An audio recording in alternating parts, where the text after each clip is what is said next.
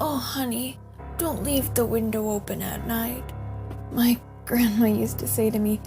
"You'll let the draft in." She was a tiny pudding of a woman, with pink lipstick and patches of scalp showing through her feathery hair. Toward the end of there, she didn't have many teeth, which made her southern drawl even more impenetrable to my 5-year-old ears. Of course, I didn't know Grandma was sick then. I didn't know that was why we went to stay with her. I just knew I didn't like her house. So big and empty, and full of creaks and echoes, and wrong smells. And I knew I didn't want to let in the giraffe. I still see it as vivid as my grandma's face, or the weekly hot apple pie that didn't quite mask the sickly sweet stink. Every night, I huddled beneath my blankets, hands clasped tight together, and eyes squished shut, whispering prayers under my breath. I didn't dare open my eyes once. My mother turned off the light, never poked my head out of the safe nest of covers. I knew that if I did, I would see the giraffe staring back at me from the darkened window. Sometimes I could swear I heard it, the faintest snapping of a twig outside, or a leaf brushing against the window. I tried to convince myself, but it was the giraffe. It waited outside, eyes staring and head cocked expectantly to one side, waiting for me to let it in. I wondered how long it could wait. It didn't look like a real giraffe.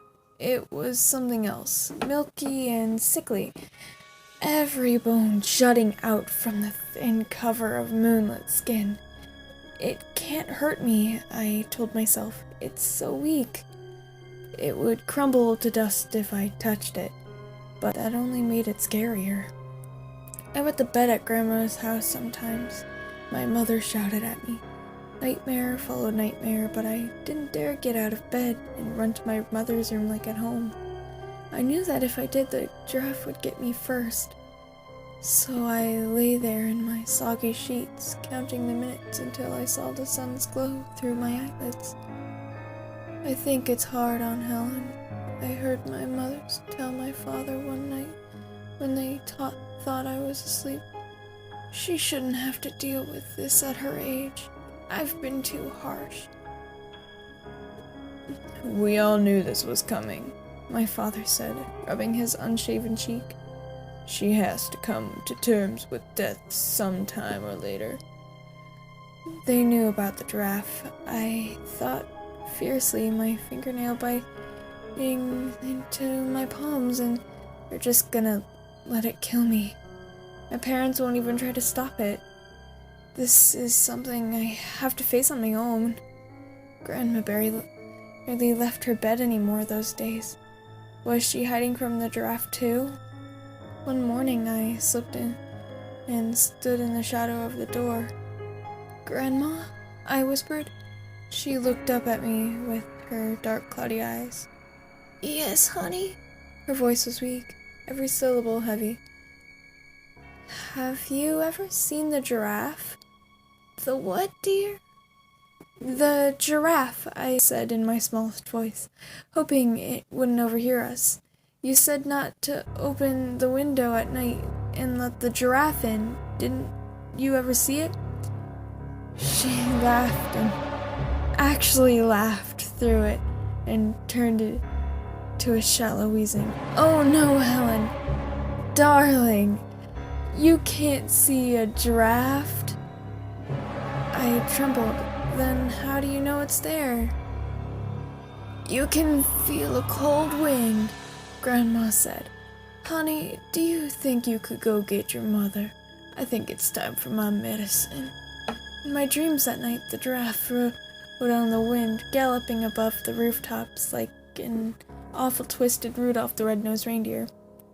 Its eyes were pale stars and ghost-straddled its back. Its breath was like blue fire, and icicles hung from its mouth. And whenever I tried to hide from it, it disappeared into the night air, only to reappear inches away from my face. I wet the bed again that night. By By the last days, all the leaves had fallen from the trees. They stood naked around the lawn, looking like skeletons. Grandma hardly looked like Grandma anymore. The times I got to see her, I played alone in the hallway with my dolls, just outside Grandma's bedroom. Barbie was marrying John Smith again, but I didn't care about the wedding. I wanted to know what my parents were talking about with Grandma, why I wasn't allowed in with them. "It's too stuffy in here," I heard my father say when I pressed my ear against the heavy wooden door. "It's nice out for November," my mother said. "Maybe some fresh air would do some good in here." "I'll open up the window," said my father. I felt the side of my head slamming into the door. "No!" I screamed. I twisted the doorknob and vaulted into my grandma's bedroom.